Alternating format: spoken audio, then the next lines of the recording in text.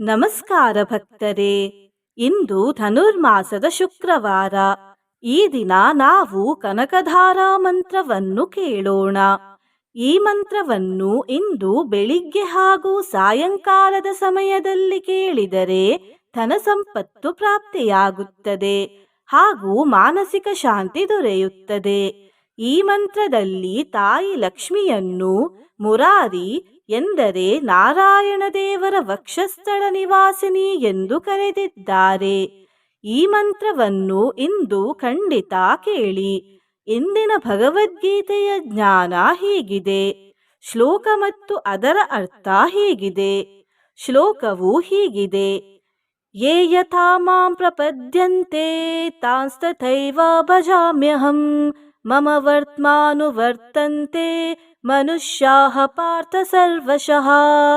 ಈ ಶ್ಲೋಕದ ಅರ್ಥವೇನೆಂದರೆ, ಯಾರು ಹೇಗೆ ನನ್ನನ್ನು ಭಜಿಸುವರೋ ಆ ರೀತಿಯಲ್ಲಿ ಅವರಿಗೆ ನಾನು ಫಲ ಕೊಡುತ್ತೇನೆ. ಅರ್ಜುನ, ಮನುಷ್ಯರು ಸರ್ವ ಪ್ರಕಾರದಿಂದಲೂ ನನ್ನ ಮಾರ್ಗವನ್ನೇ ಅನುಸರಿಸುತ್ತಾರೆ ಎಂದು. ಮಂತ್ರ ಜಪಿಸುವ ಮೊದಲು ನನ್ನದೊಂದು ವಿನಂತಿ ಭಕ್ತರೇ. ನೀವು ಚಾನಲಿಗೆ ಹೊಸದಾಗಿ ಬಂದಿದ್ದರೆ ಚಾನಲನ್ನು ಸಬ್ಸ್ಕ್ರೈಬ್ ಮಾಡಿ, ಹತ್ತಿರದ ಬೆಲ್ ಬಟನ್ ಅನ್ನು ಒತ್ತಿ. ಮಂತ್ರ ಕೇಳುವಾಗ ಗುರುಗಳೇ ಕಾಪಾಡಿ ಎಂದು ಕಮೆಂಟ್ ಮಾಡಿ ಮತ್ತು ವಿಡಿಯೋಗೆ ಲೈಕ್ ಮಾಡಿ ಸ್ನೇಹಿತರೆ. ಕಣ್ಣು ಮುಚ್ಚಿ ಮಂತ್ರವನ್ನು ಪೂರ್ತಿ 108 ಬಾರಿ ಕೇಳಿ. ಅಂಭೋರುಹಂ ಜನ್ಮಗೃಹಂ ಭವತ್ಯಾಹ ವಕ್ಷಃಸ್ಥಲಂ ಭರ್ತೃಗೃಹಂ ಮುರಾರೇಃ. ಅಂಭೋರುಹಂ ಜನ್ಮಗೃಹಂ ಭವತ್ಯಾಹ ವಕ್ಷಃಸ್ಥಲಂ ಭರ್ತೃಗೃಹಂ ಮುರಾರೇಃ. ಅಂಭೋರುಹಂ ಜನ್ಮಗೃಹಂ ಭವತ್ಯಾಹ ವಕ್ಷಃಸ್ಥಲಂ ಭರ್ತೃಗೃಹಂ ಮುರಾರೇಃ. ಅಂಭೋರುಹಂ ಜನ್ಮಗೃಹಂ ಭವತ್ಯಾಹ ವಕ್ಷಃಸ್ಥಲಂ ಭರ್ತೃಗೃಹಂ ಮುರಾರೇಃ. ಅಂಭೋರುಹಂ ಜನ್ಮಗೃಹಂ ಭವತ್ಯಾಹ ವಕ್ಷಃಸ್ಥಲಂ ಭರ್ತೃಗೃಹಂ ಮುರಾರೇಃ. ಅಂಭೋರುಹಂ ಜನ್ಮಗೃಹಂ ಭವತ್ಯಾಹ ವಕ್ಷಃಸ್ಥಲಂ ಭರ್ತೃಗೃಹಂ ಮುರಾರೇಃ. ಅಂಭೋರುಹಂ ಜನ್ಮಗೃಹಂ ಭವತ್ಯಾಹ ವಕ್ಷಃಸ್ಥಲಂ ಭರ್ತೃಗೃಹಂ ಮುರಾರೇಃ. ಅಂಭೋರುಹಂ ಜನ್ಮಗೃಹಂ ಭವತ್ಯಾಹ ವಕ್ಷಃಸ್ಥಲಂ ಭರ್ತೃಗೃಹಂ ಮುರಾರೇಃ. ಅಂಭೋರುಹಂ ಜನ್ಮಗೃಹಂ ಭವತ್ಯಾಹ ವಕ್ಷಃಸ್ಥಲಂ ಭರ್ತೃಗೃಹಂ ಮುರಾರೇಃ. ಅಂಭೋರುಹಂ ಜನ್ಮಗೃಹಂ ಭವತ್ಯಾಹ ವಕ್ಷಃಸ್ಥಲಂ ಭರ್ತೃಗೃಹಂ ಮುರಾರೇಃ. ಅಂಭೋರುಹಂ ಜನ್ಮಗೃಹಂ ಭವತ್ಯಾಹ ವಕ್ಷಃಸ್ಥಲಂ ಭರ್ತೃಗೃಹಂ ಮುರಾರೇಃ.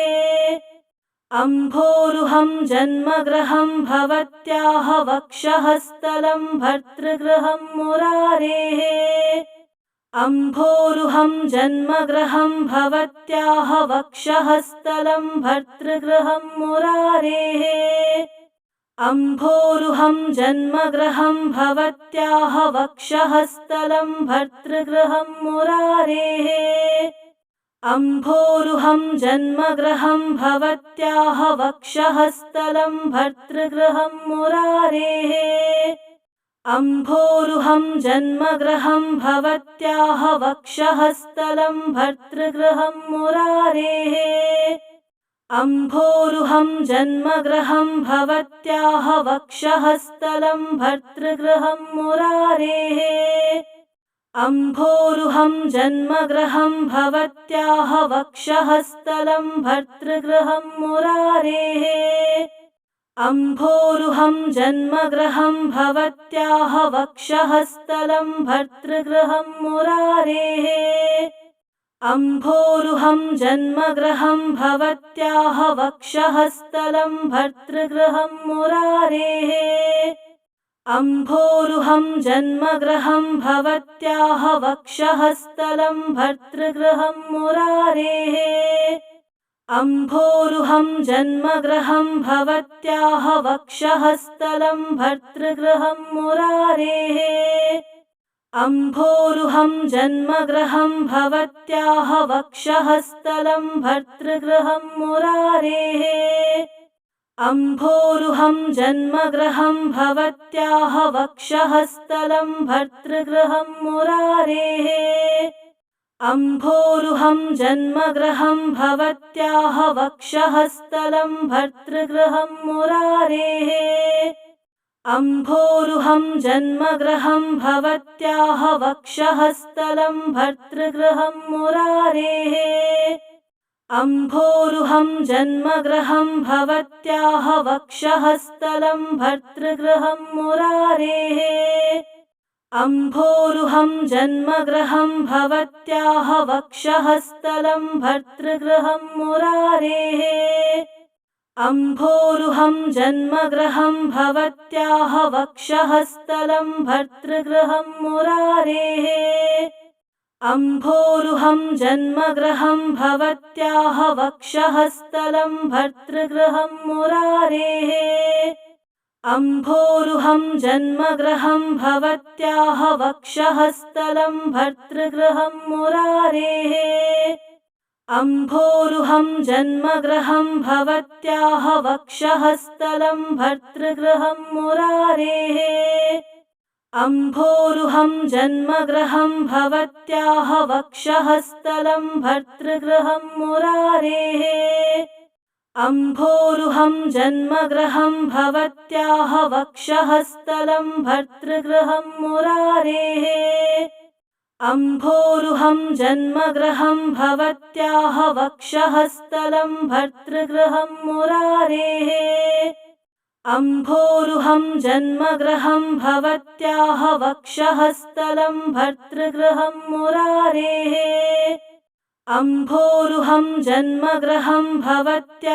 वक्षः स्थलं भर्तृगृहं मुरारेः अम्भोरुहं जन्मगृहं भवत्याः वक्षः स्थलं भर्तृगृहं मुरारेः अम्भोरुहं जन्मगृहं भवत्याः वक्षः स्थलं भर्तृगृहं मुरारेः अम्भोरुहं जन्मगृहं भवत्याः वक्षः स्थलं भर्तृगृहं मुरारेः अम्भोरुहं जन्मगृहं भवत्याः वक्षः स्थलं भर्तृगृहं मुरारेः अम्भोरुहं जन्मगृहं भवत्याः वक्षः स्थलं भर्तृगृहं मुरारेः अम्भोरुहं जन्मगृहं भवत्याः वक्षः स्थलं भर्तृगृहं मुरारेः अम्भोरुहं जन्मगृहं भवत्याः वक्षः स्थलं भर्तृगृहं मुरारेः अम्भोरुहं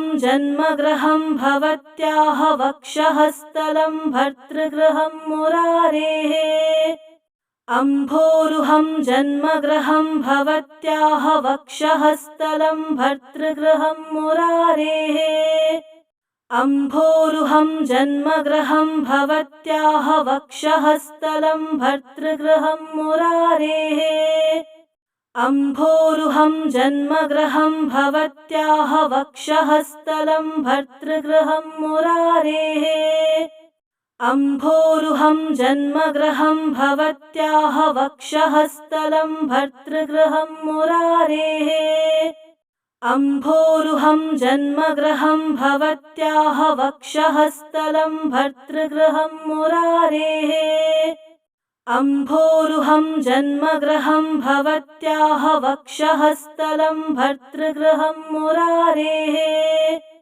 अम्भोरुहं जन्मगृहं भवत्याः वक्षः स्थलं भर्तृगृहं मुरारेः अम्भोरुहं जन्मगृहं भवत्याः वक्षः स्थलं भर्तृगृहं मुरारेः अम्भोरुहं जन्मगृहं भवत्याः वक्षः स्थलं भर्तृगृहं मुरारेः अम्भोरुहं जन्मगृहं भवत्याः वक्षः स्थलं भर्तृगृहं मुरारेः अम्भोरुहं जन्मगृहं भवत्याः वक्षः स्थलं भर्तृगृहं मुरारेः अम्भोरुहं जन्मगृहं भवत्याः वक्षः स्थलं भर्तृगृहं मुरारेः अम्भोरुहं जन्मगृहं भवत्याः वक्षःस्थलं भर्तृगृहं मुरारेः। अम्भोरुहं जन्मगृहं भवत्याः वक्षःस्थलं भर्तृगृहं मुरारेः। अम्भोरुहं जन्मगृहं भवत्याः वक्षःस्थलं भर्तृगृहं मुरारेः।